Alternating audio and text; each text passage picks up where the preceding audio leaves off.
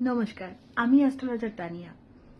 কালপুরুষের রাশিচক্রের নবম রাশি হলো ধনু রাশি। 1432 সাল ধনু রাশির মানুষদের কেমন যেতে চলেছে আজকে এটাই জানাবো এই ভিডিওর মধ্যে দিয়ে। তার আগে যারা আমার পেজটা এখনো ফলো করেননি তারা অবশ্যই পেজটা ফলো করে যুক্ত হয়ে যান এরকম আরো অনেক জ্যোতিষ সংক্রান্ত ভিডিও পাওয়ার জন্য। আর ভালো লাগলে অবশ্যই ভিডিওটা শেয়ার করে দেবেন সবার মধ্যে। চলে আসা যাক ধনু রাশির মানুষদের কেমন যেতে চলেছে 1432 সাল।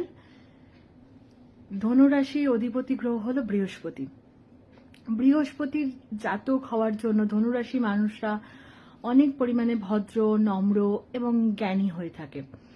এই বছর যেটা হবে সেটা হলো অর্থ উপার্জনের পরিমাণ যেরকম বাড়বে সেরকম সঞ্চয়েরও কিন্তু অর্থ সঞ্চয়েরও কিন্তু ভালো যোগ আছে। বিভিন্ন জায়গা সেভিংস করতে গেলে বা সঞ্চয়ের কোনো প্ল্যানের মধ্যে যেতে গেলে এই বছর কিন্তু সেটার জন্য খুব ভালো একটা বছর।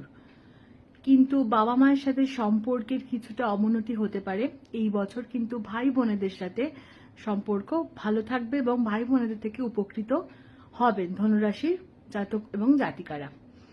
শিক্ষাক্ষেত্রে যারা শিক্ষার সাথে জড়িত শিক্ষার্থীরা তাদের ক্ষেত্রে কিছু সমস্যার সৃষ্টি হলেও সেই সমস্যা থেকে পরিশ্রম করে সৎ পথে যদি এগোনো যায় তাহলে কিন্তু সেই সমস্যার সমাধান করা সম্ভব।